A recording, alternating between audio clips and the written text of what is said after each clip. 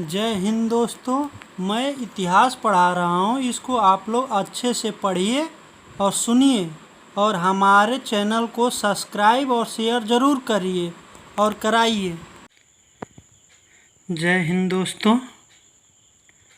हम पिछले क्लास में पढ़े थे इतिहास के तीन भागों में बांटा गया है, प्राग ऐतिहासिक, आद्य ऐतिहासिक और ऐतिहासिक काल। सामानों के आधार पर इतिहास का त्रिजुगीय विभाजन क्रिश्चियन थॉमसन ने किया था। लिखित में जॉर्ज ब्रूस ने किया था। जॉर्ज ब्रूस पुरातात्विक और भूगर्भ वैज्ञानिक थे।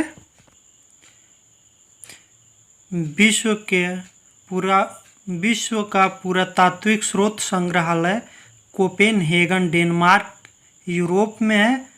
भारत के पुरातात्विक संग्रहालय मानव संग्रहालय है, जिसका नाम बदलकर इंदिरा गांधी संग्रहालय कर दिया गया है। भारत का पुरातात्विक संग्रहालय भोपाल में है। यह संस्कृति मंत्रालय के अंतर्गत आता है। भारत का पुरातात्विक संग्रहालय संस्कृति मंत्रालय के अंतर्गत आता है। भारत का पुरातात्विक जनक कनिंघम को कहा जाता है। पूरा पाषाण काल में आग की खोज हुई थी। मध्य पाषाण काल में जानवरों का अवशेष मिला था। अंत्येष्टि कार्यक्रम शुरू हुआ था। अब नवपाषाण काल में कृषि की शुरुआत हुई थी। कुत्ता को पालतू पशु बनाया गया था। अब ताम्रपाषाण काल को चिलकोलिथ काल कहा जाता है और नवपाषाण काल को मेगालिथ भी कहा जाता है। कृषि का प्राचीनतम साक्ष्य भारत में हाल ही में लोहरा देव से मिला है। लोहरा देव इलाहाबाद के पास है। वह 8000 ईसा पूर्व पहले का है। मृदभांड भी मिला है। नवपाषाण काल में मृदभांड मिला था। मृदभांड किस कलर का था? गेरुवर्णीय मृदभांड। गेरुवर्णीय मृदभांड मिला था। यह सबसे अधिक मृदभांड हस्तिनापुर में मिला। हस्तिनापुर हरियाणा में है। गेरुवर्णीय मृदभांड हस्तिनापुर में मिला है। हस्तिनापुर हरियाणा में है। मध्य पाषाण काल में जो कृषि के थोड़ा बहुत साक्ष्य मिले हैं, वह व्यवस्थित रूप से नहीं थी, अव्यवस्थित रूप से थी। और भारत में यह आदमगढ़, बागौर और सराय बहादुर से मिला है।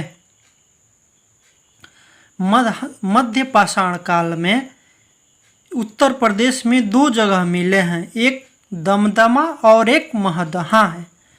महदहा में हड्डियों का औजार मिला है। महदहा में हड्डियों का औजार मिला है। और दमदमा में सौओं का ढेर है। दमदमा में दोस्तों, जैसा कि हम जानते हैं, प्राग ऐतिहासिक काल में तांबा की खोज हुई थी। तो ताम्रपाषाण काल, आद्य ऐतिहासिक काल में कांसा की खोज हुई थी।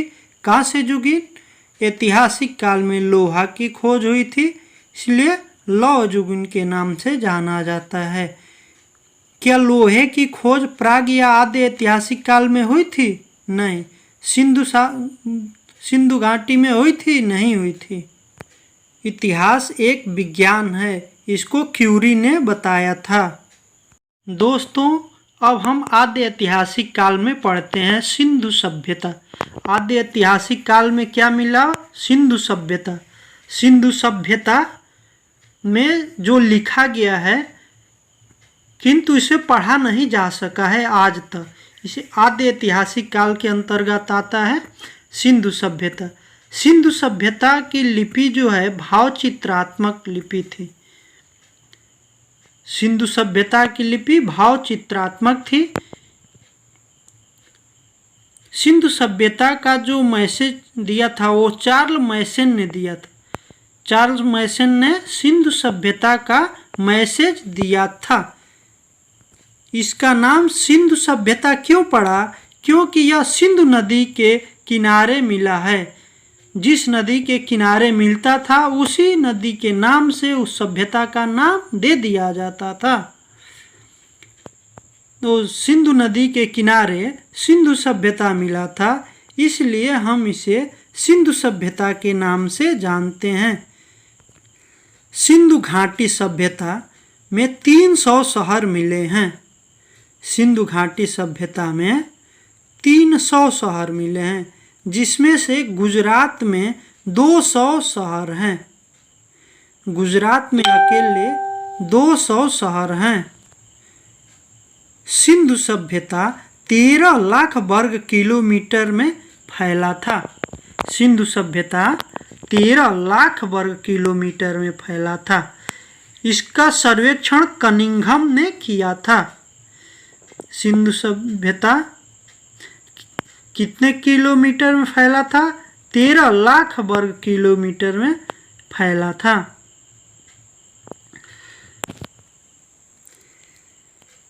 सर्वेक्षण कनिंघम ने किया था। सिंधु घाटी सभ्यता का सर्वेक्षण कनिंघम ने किया था, लेकिन खुदाई का काम जॉन मार्शल ने करवाया था। जॉन मार्शल ने खुदाई का काम करवाया था। यह भारत में सबसे उत्तर में जम्मू कश्मीर में चिनाब नदी के यह भारत में सबसे उत्तर में चिनाब नदी के पास मांडा एक जगह है, वहाँ पे पाया गया था। सिंधु सभ्यता जम्मू कश्मीर में चिनाब नदी के पास मांडा में पाया गया था। सबसे उत्तर में मांडा है और सबसे दक्षिण में दैमाबाद है। दैमाबाद प्रवदा और गोदावरी नदी के पास है। दैमाबाद महाराष्ट्र में है। इसके बाद सबसे पश्चिम में सुतका गेंडोर है। सुतका गेंडोर डास्क नदी के पास है। सबसे पूरब में आलमगीर है। आलमगीर उत्तर प्रदेश में है। आलमगीर हिंडन नदी के पास है। यानी अगर हम तीनों को मिलाते हैं तो इसका जो है मिलने का स्थान त्रिभुजाकार हो जाता है। यानी सिंधु सभ्यता त्रिभुजाकार रूप में थी। सिंधु सभ्यता पूरब में नहीं फैली थी। सिंधु सभ्यता पूर्वी भारत में नहीं फैली थी। सिंधु सभ्यता में खुदाई का काम दयाराम साहनी ने किया था। जॉन मार्शल ने करवाया था दयाराम साहनी से। यानी दयाराम साहनी ने खुदाई का काम किए। सिंधु सभ्यता एक प्रकार की शहरी सभ्यता थी। यहाँ जो साक्ष्य मिले हैं, देखने से ऐसा लगता है कि यह शहरी सभ्यता थी, क्योंकि यहाँ सड़कें 90 डिग्री पर काटती थीं। यहाँ की जो सड़कें थीं एकदम लंबवत रूप से काटती थीं। इसे देखने से पता चलता है कि यहाँ शहरी सभ्यता थी। यहाँ ईंट जो थी पक्की ईंटें थी। जो भी मकान बनाए गए थे सिंधु सभ्यता में, वहाँ पक्की ईंटें से बनाए गए थे। वहाँ पानी निकालने के लिए एक गटर होता था और गटर के चारों ओर से मेन होल द्वारा पानी निकाला जाता था। जैसे देखिए यह नालियाँ हैं सिस्टमेटिक रूप से, और यहाँ गटर है। जो भी पानी आती थी इस गटर में गिर जाती थी। सिंधु सभ्यता का विकास पूर्वी भाग में बहुत कम हुआ है, नहीं के बराबर। पूर्वी भाग में सिंधु सभ्यता का विकास नहीं हुआ है। पुरातात्विक विभाग कर्जन ने शुरू किया था। लॉर्ड कर्जन ने पुरातात्विक विभाग की शुरुआत की, इसलिए कर्जन के काल को आयोगों का काल कहा जाता है। पुरातात्विक विभाग लॉर्ड कर्जन के समय से शुरू हुई और लॉर्ड कर्जन के कार्यकाल को आयोगों का कार्यकाल कहा जाता है। अब देखिए, दयाराम साहनी ने जो खुदाई करवाई थी तो 1921 में खुदाई करवाई, वो भी हड़प्पा नामक जगह से। तो हड़प्पा की खुदाई 1921 में हुई थी और किसने कराई थी? दयाराम साहनी ने। दयाराम साहनी ने हड़प्पा नामक स्थल की खुदाई 1921 में कराई थी। हड़प्पा रावी नदी के किनारे स्थित है। हड़प्पा किस नदी के किनारे स्थित है? रावी नदी के किनारे। माउंट टोगरी जिला में रावी नदी के किनारे हड़प्पा स्थल स्थित है। यह वर्तमान में पाकिस्तान में है। हड़प्पा 1921 में खोजी गई थी दयाराम साहनी द्वारा रावी नदी के किनारे माउंट टोगरी जिला, जो वर्तमान में पाकिस्तान में है। अब हम जानते हैं कि हड़प्पा क्यों प्रसिद्ध, क्यों उसका नाम लिया जाता है, वहाँ से क्या क्या मिला है। यानी हड़प्पा जो है श्रमिकों के लिए था। हड़प्पा में श्रमिकों के लिए आवास मिले हैं, अन्नागार मिले हैं। श्रमिकों की क्या ज़रूरत रहती है? रहने के लिए, खाने के लिए, और क्या करेंगे? कुछ बिजनेस करने के लिए।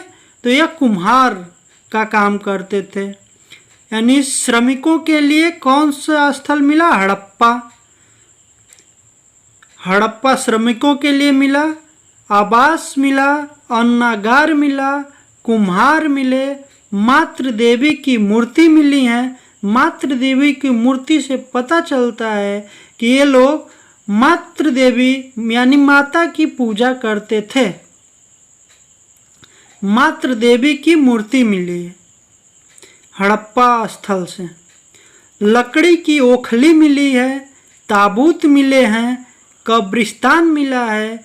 कब्रिस्तान को RH-37 कहते हैं। हड़प्पा का स्थल में जो कब्रिस्तान मिला है उसे RH-37 नाम दिया गया है। हड़प्पा स्थल से जानवर जो मिले हैं, एक सींग वाले गैंडा मिले हैं। हड़प्पा स्थल से कौन कौन जानवर मिले हैं? एक सींग वाले गैंडा, हाथी की खोपड़ी। एक सींग वाले गैंडा, हाथी की खोपड़ी हड़प्पा से मिला है। यहाँ तलवारें नहीं मिली हैं। अब आगे शुरू होता है मोहनजोदड़ो। मोहनजोदड़ो 1922 में रखालदास बनर्जी ने सिंध नदी, लरकाना जिला, ये भी पाकिस्तान में है, खोज कराया था।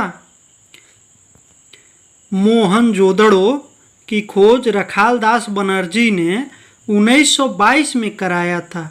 यह किस नदी के किनारे था? सिंधु नदी के किनारे। सिंधु नदी के किनारे मोहनजोदड़ो था। किस जिला में था? लरकाना जिला में। वर्तमान में यह कहाँ है? पाकिस्तान में।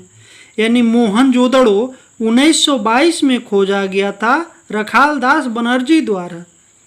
यह सिंधु नदी के किनारे लरकाना जिला पाकिस्तान में है। मोहनजोदड़ो का अर्थ होता है मृतकों का टीला। मोहनजोदड़ो का अर्थ होता है मृतकों का टीला। यहाँ मृतकों का इतना ज़्यादा लाश एक जगह मिला है जिससे अनुमान लगाया जाता है कि इस समय विदेशी आक्रमण हुए थे। मोहनजोदड़ो में विदेशी आक्रमण का प्रमाण मिलता है। अब मोहनजोदड़ो में क्या क्या मिला था? मोहनजोदड़ो में जो मिला था उसको याद करने के लिए सबसे बढ़िया तरीका है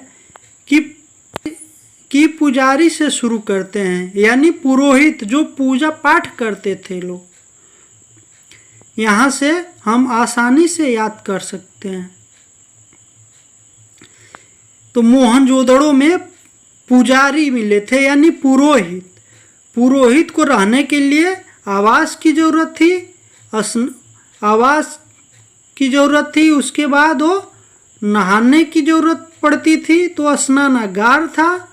खाने की जरूरत पड़ती थी तो सबसे बड़ा अन्नागार मोहनजोदड़ो में मिला है।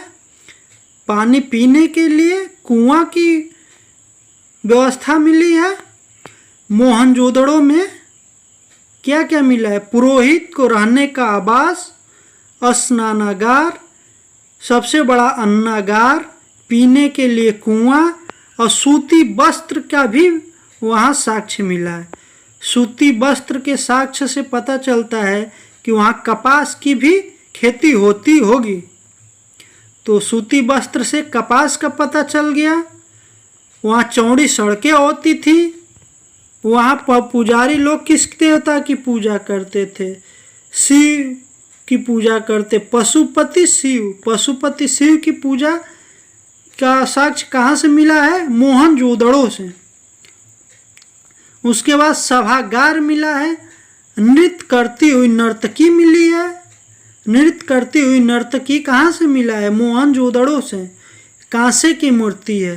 तांबा का ढेर मिला है। ये सारी चीज़ें मोहनजोदड़ो से मिला है। मोहनजोदड़ो से पुरोहितों का आवास, स्नानागार, सबसे बड़ा अन्नागार, कुआं, सूती वस्त्र से कपास का साक्ष्य मिलता है, यानी कपास होते थे। चौड़ी सड़कें मिली हैं। पशुपति शिव की पूजा करते थे। सभागार मिला है। नृत्य करती हुई नर्तकी मिली है। कांसे की मूर्ति है। तांबे का ढेर है। ये सारी चीज़ें मोहनजोदड़ो से मिली थी। आज के लिए दोस्तों इतना ही रहने देते हैं। अगला चैप्टर आगे शुरू करेंगे।